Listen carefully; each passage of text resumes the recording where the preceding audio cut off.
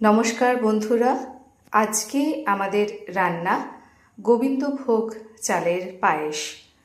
তো উপকরণগুলো দেখে নেওয়া যাক।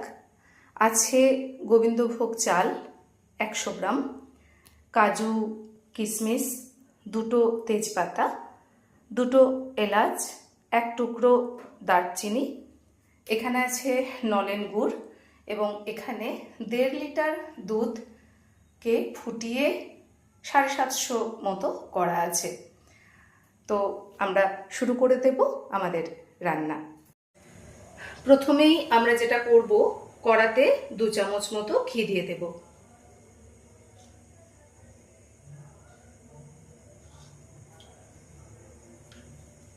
এই ঘিয়ের মধ্যে আমরা গোবিন্দভোগ চালটাকে ভেজে নেব।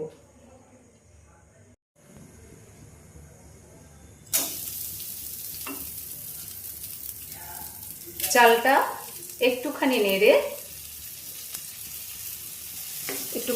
নেব চালটা।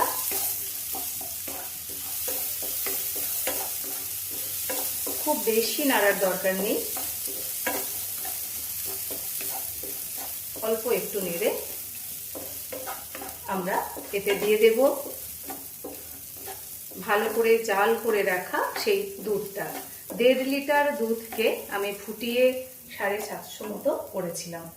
সেই দুধটা প্রথমে এখন অল্প দেব।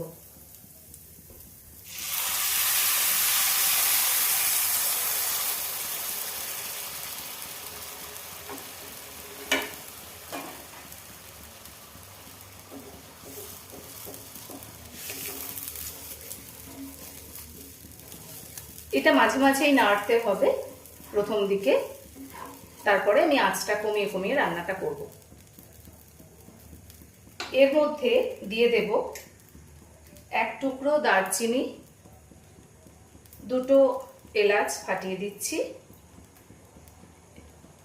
এবং 2টো তেজপাতা।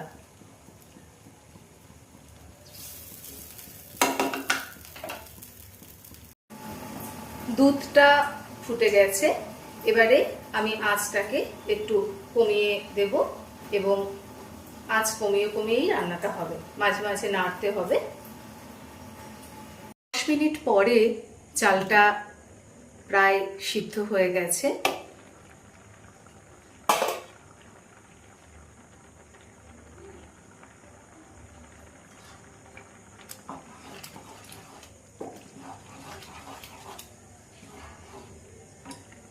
এখন আমরা সেই জাল করা দুধ আর একটু দিয়ে দেব।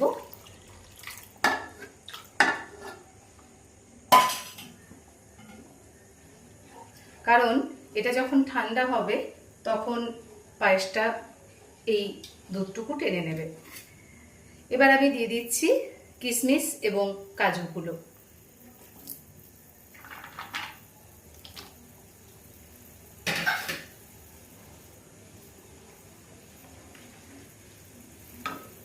যেহেতু চালটা সিদ্ধ হয়ে গেছে, তো এবারে মিষ্টিটাও আমি এখনই দিয়ে দেব।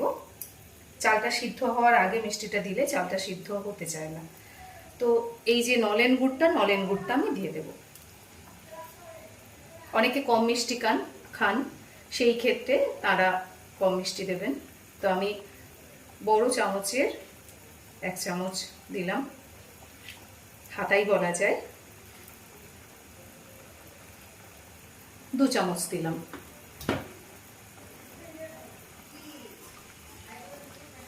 এবার গুড়টা একটু গলতে দেব। নলেন গুড় তো এখন পাওয়া যায় না। নলেন গুড় রাখতে গেলে শীতকালে সংগ্রহ করে ফ্রিজে রাখলে ভালো থাকে। তো আমার ফ্রিজেই রাখা ছিল শীতকাল থেকে এতদিন। তো ফ্রিজে রাখলে তবেই নলেন গুড় ভালো থাকবে, বাইরে রাখলে কিন্তু সেটা নষ্ট হয়ে যায়। আমি নলেন গুড় দিয়ে করেছি, এটা চিনি দিয়েও করা যায়। নলেন গুড়টা আমার খেতে ভালো লাগে, তাই নলেন গুড় দিয়ে করা। তো আপনারা চিনি দিয়েও করতে পারেন এবং নলেন গুড় দিয়ে তো করা যায়ই। আর এটা যখন ঠান্ডা হবে এটা আরেকটু শক্ত হয়ে যাবে। পায়েসটা যখন ঠান্ডা হবে আরেকটু শক্ত হয়ে যাবে। আর যদি আপনাদের মনে হয় যে দুধটা একটু কম হয়েছে, তো গুঁড়ো দুধ একটু গরম জলে গুলে পায়েসে দিয়ে দিতে পারেন। তো আমাদের হয়ে গেল গোবিন্দভোগ চালের পায়েস। সকলে ভালো থাকবেন। নমস্কার।